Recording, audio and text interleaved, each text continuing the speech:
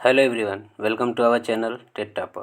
तो हम लोग डिस्कस कर रहे थे यूएस के कुछ महत्वपूर्ण प्रीवियस ईयर क्वेश्चंस के बारे में जो आने वाले सीटेट एग्ज़ाम के लिए बेहद ही महत्वपूर्ण हैं। तो आइए उन्हीं क्वेश्चंस की सीरीज़ को आगे बढ़ाते हुए देखते हैं कुछ अगले क्वेश्चन ये है, वायु प्रदूषण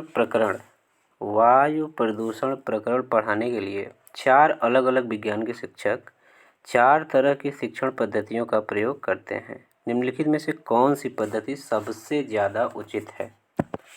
ऑप्शन ए, प्रकरण पूरा करने के बाद अभ्यास में दिए गए सभी प्रश्नों के उत्तर लिखवाना। ऑप्शन बी, विद्यार्थियों को वायु प्रदूषण पर वृत्त चित्र दिखाना। ऑप्शन सी, विद्यार्थियों से कहना कि वे दिवाली से पहले और बाद में वायु के नमूने इकट्ठे करें और उनकी गुणवत्ता का अध्ययन करते हुए निष्कर्षों को सारणीकृत करें।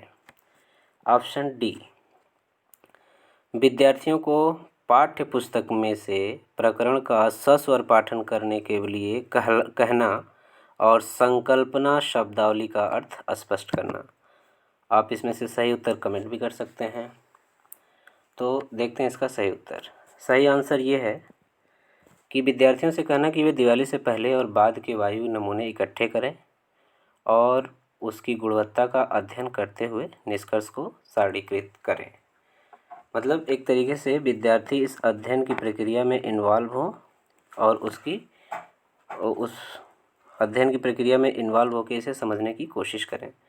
तो इसका सही आंसर होगा ऑप्शन नंबर सी। अगला क्वेश्चन,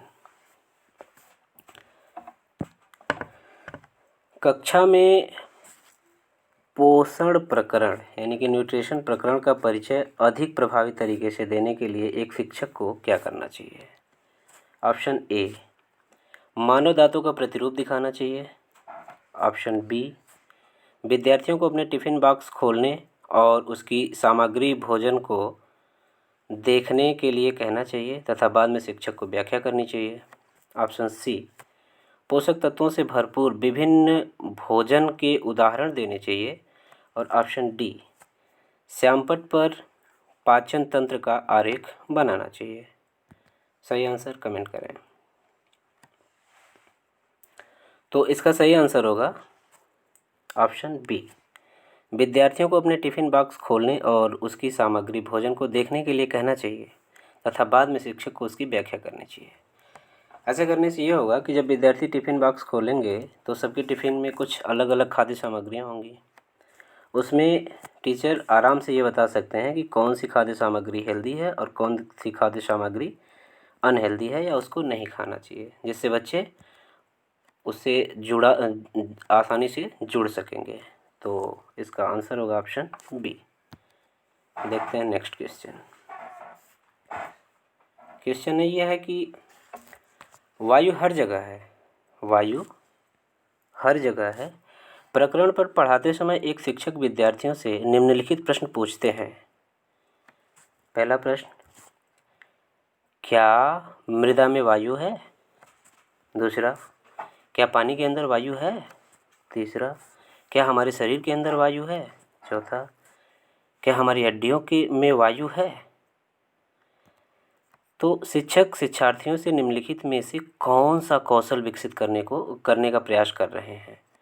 तो जब शिक्षक इस तरह के सवाल पूछ रहे हैं, इस तरह के क्वेश्चंस पूछ रहे हैं कि क्या मृदा में वायु है, क्या पानी के अंदर वायु है, क्या हमारे शरीर में वायु है, क्या हमारी हड्डियों में वायु है, तो इससे क्या हो रहा है कि बच्चे सोच रहे हैं, यानी कि उनके चिंतन कौशल का विकास हो रहा है। तो इसका सही आंसर होगा ऑप्शन बी। देखते हैं अगला सवाल।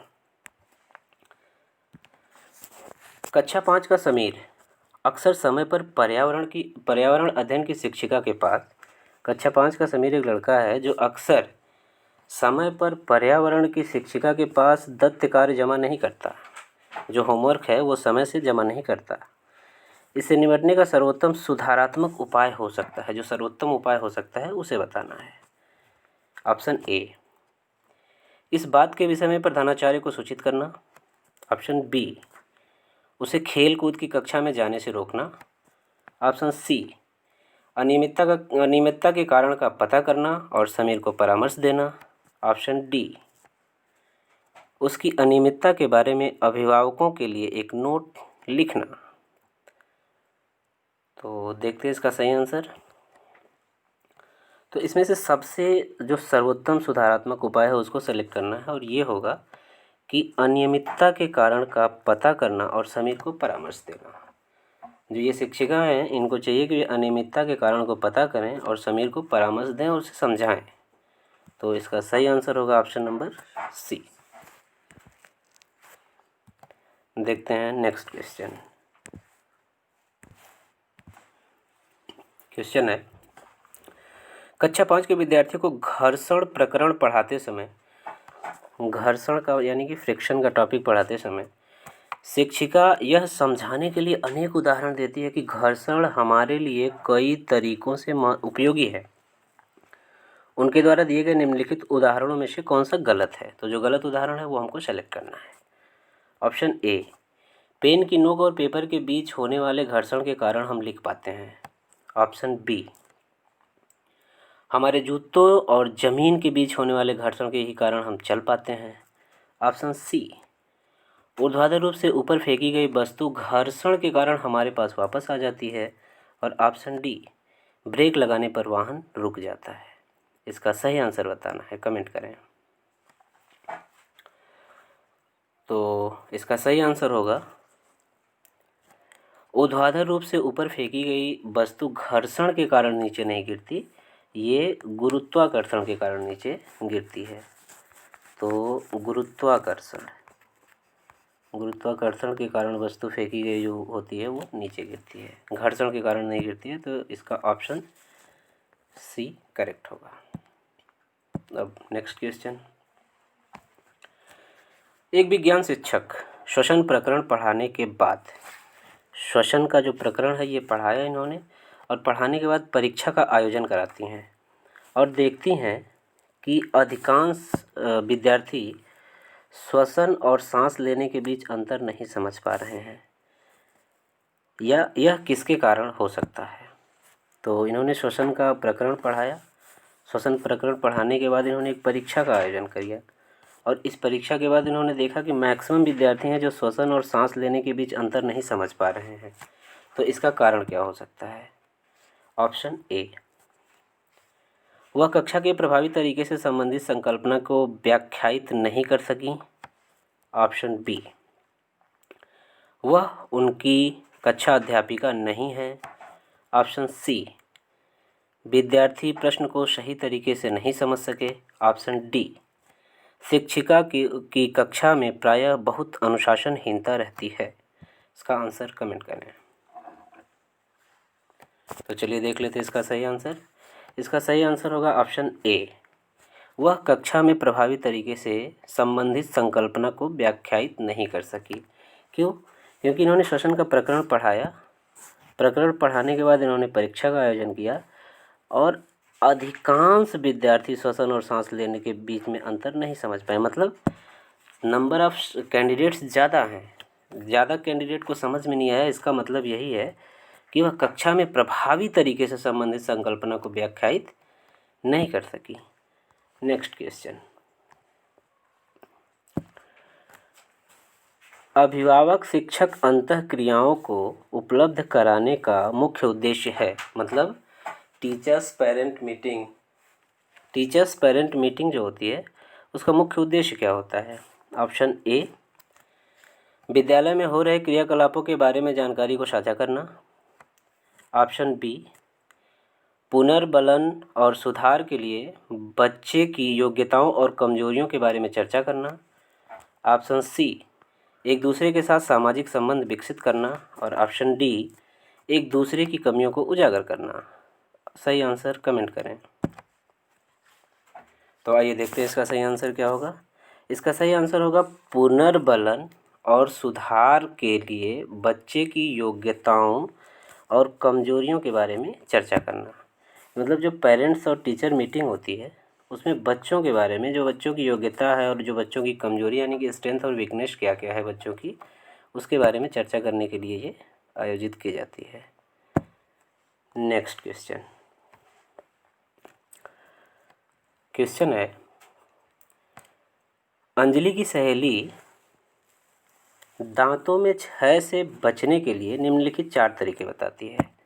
अंजलि की जो सहेली है वो दांतों में क्षय से बचने के लिए 4 तरीके बताती है। पहला, दिन में 2 बार ब्रश करें। दूसरा, इनेमल कम ना हो इसके लिए ब्रेसेस पहने। तीसरा, मिठाई, चारकोल और कार्बन डाइऑक्साइड युक्त पेय पदार्थ ना लें। और चौथा, हर खाने के बाद कुल्ला करें। सही ऑप्शन बताएं। तो इसका जो सही आंसर होगा वो होगा ऑप्शन सी, मिठाई, चॉकलेट और कार्बन डाइऑक्साइड युक्त पेय पदार्थ ना लें, या लें भी तो इसको कम लें। जैसे मिठाई या चॉकलेट खाने के बाद ये दांतों में चिपक जाते हैं और काफ़ी देर तक चिपके रहते हैं, जिससे दांतों में सड़न पैदा होती है। तो इसका सही आंसर होगा ऑप्शन सी। नेक्स्ट क्वेश्चन,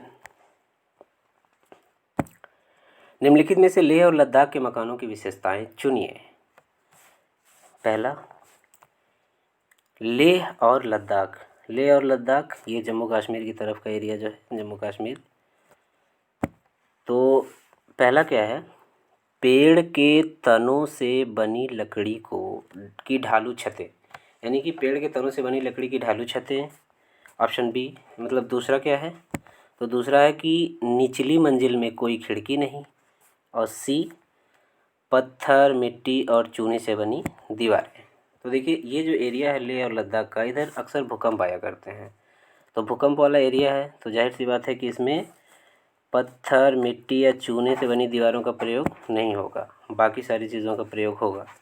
तो जहाँ पत्थर, मिट्टी और चूने का ऑप्शन यानी कि सी है वो सही नहीं होगा। सही होगा ए, बी और डी। ऑप्शन में देखते हैं ए, बी, डी कहाँ पे है, तो ये ऑप्शन बी होगा इसका सही।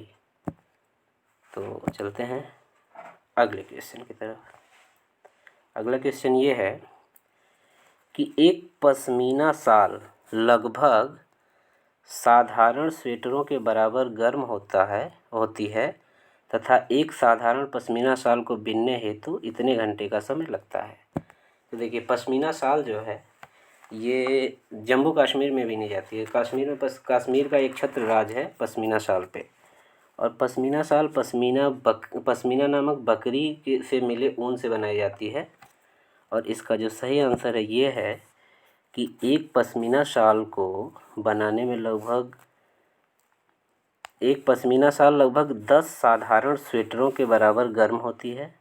जो साधारण स्वेटर होते हैं 10 साधारण स्वेटरों के बराबर गर्म होती है और इसको बुनने में लगभग 200 घंटों का समय लगता है। तो इसका ऑप्शन सी सही होगा। तो ये रहा आज का वीडियो कैसा लगा ज़रूर बताइएगा। वीडियो देखने के लिए धन्यवाद।